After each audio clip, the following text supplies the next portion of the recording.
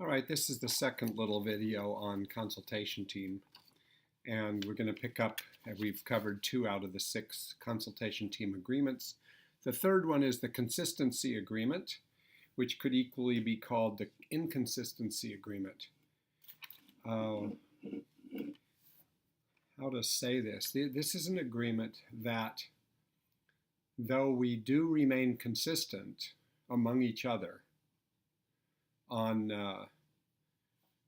the targets of a given treatment, and the principles of DBT, and the use of the strategies and the skills, and the various protocols, that there's still a lot of room for different ways to do things, stylistically, different choices to make, etc.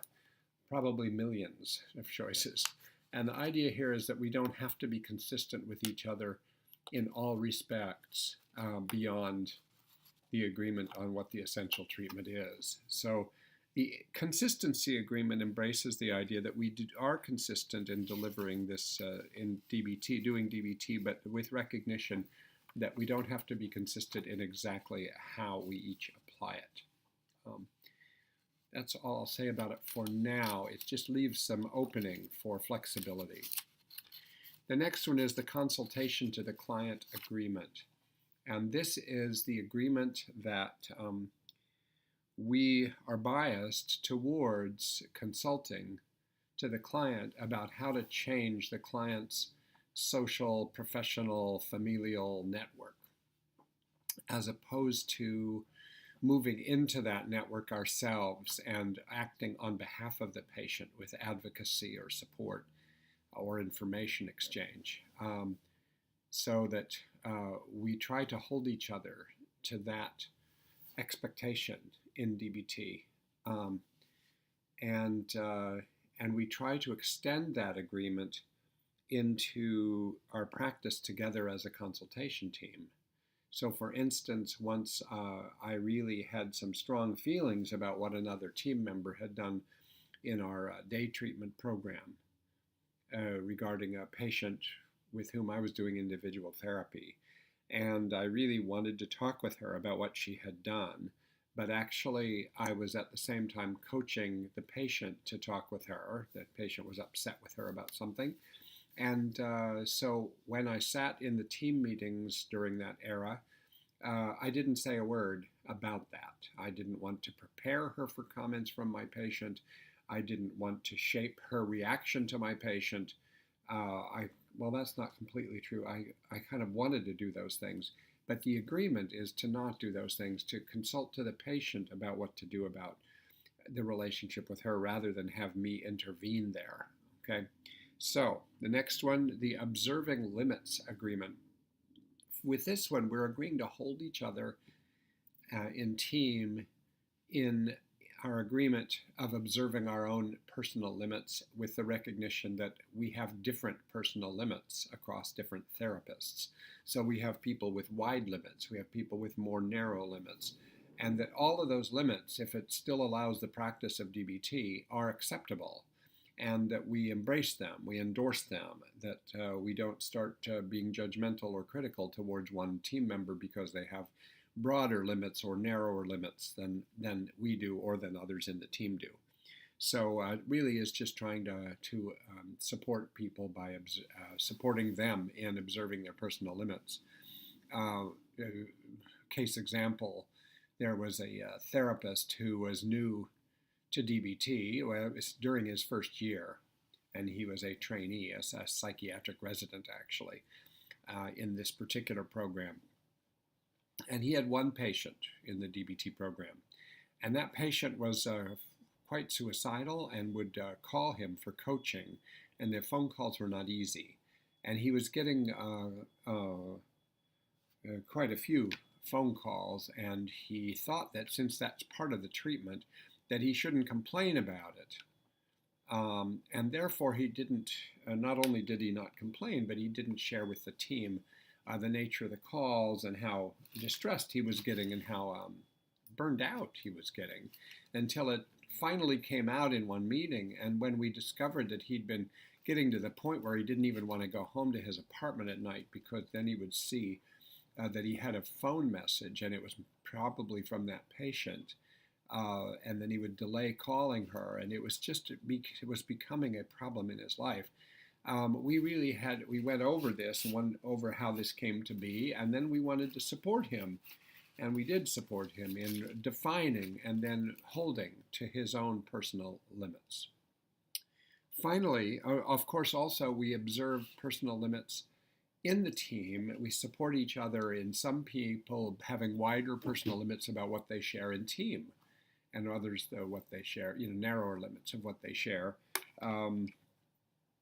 even though one has to share a certain amount in order to get help from the team.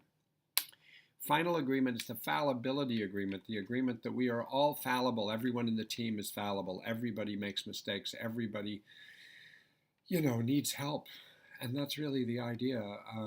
Everybody, as Linehan put it when she was first teaching this, everybody, if everybody's a jerk, we might as well get used to it and check our defensiveness at the door so that we don't have to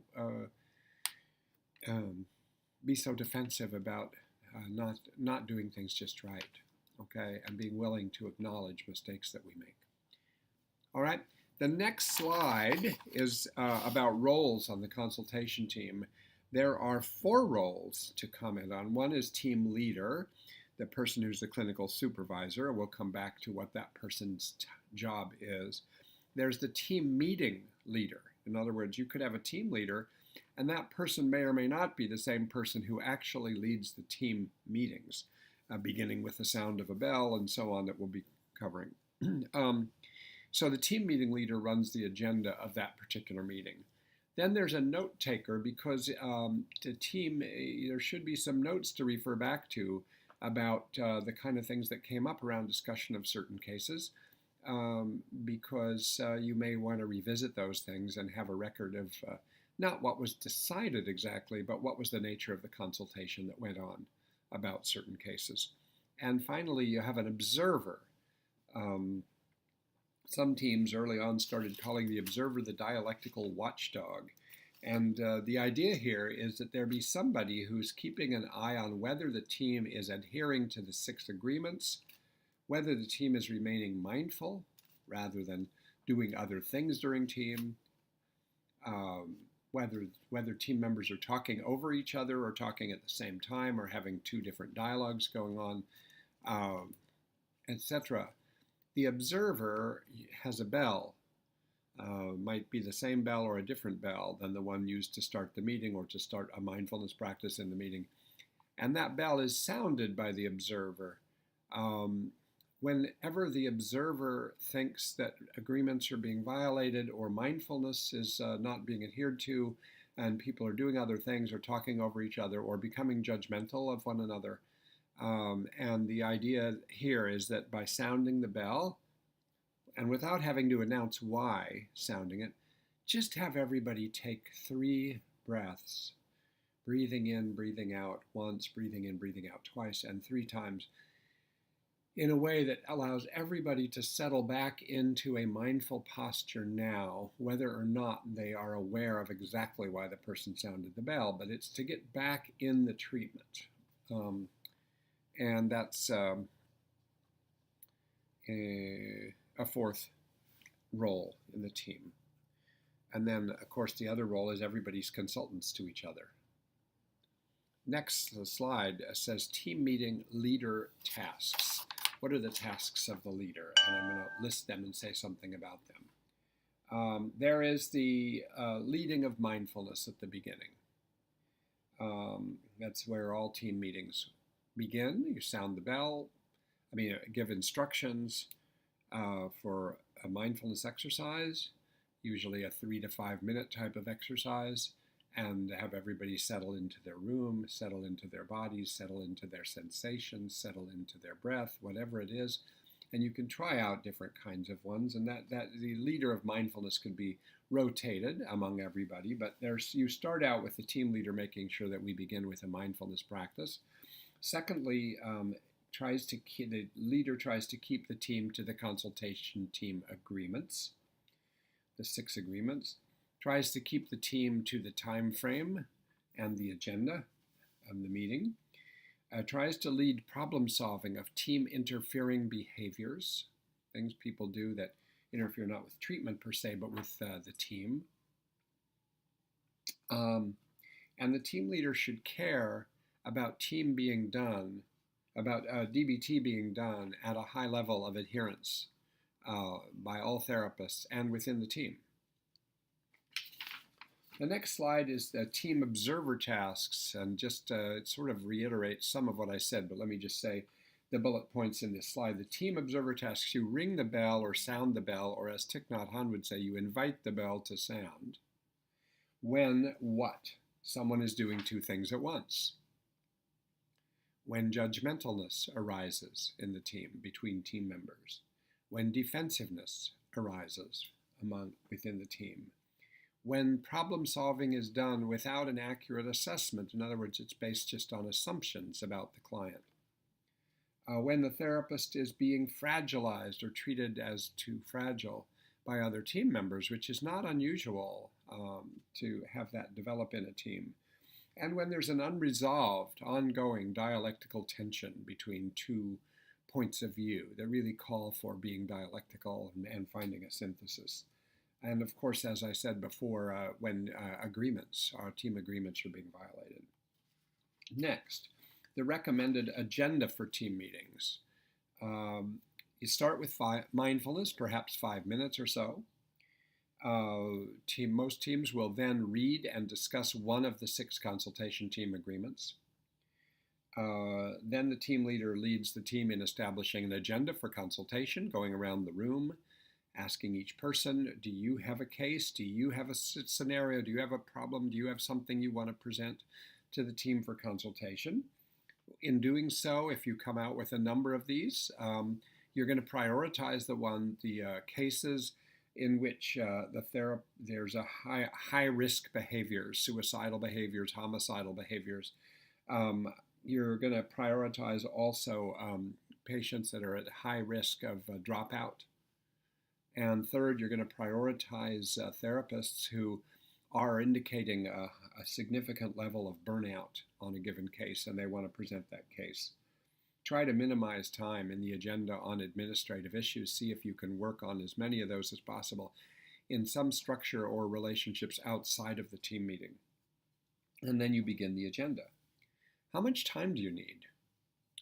This is how much time you have is sometimes not how much you need. But if the world were perfect, and you did everything I just said, and had an educational agenda in the meeting, let's say 10, 15, or 20 minutes to discuss something about DBT or some article that you've all read or something like that. My formula is this: when you just get down to the time in the team that's devoted to consulting to each other, so that's a subset of the entire team meeting, but it should be the bulk of it. It's the gold in this team meeting. It's the treasure in the team meeting. It's consulting to each other in a meaningful way. I think of it like this. If you took the number of members in the team and multiplied by 10, to me, that would be the approximate number of minutes that you want to have for your consulting part of your overall team meeting. So if you had 6 members of the team, you would want 60 minutes of consultation. And that doesn't mean every time you spend 10 minutes per person. In fact, I think it's probably in general better to be thinking that every person should approximately every other week get a meaningful consultation within something like 15 or 20 minutes. And then you'll often have small agenda items that just take a couple of minutes, such as acknowledging the help the team gave last time. So it looks like we're going to be needing to move on to one more video to cover this topic, so I'm going to stop right now. And I'll be back. Bye.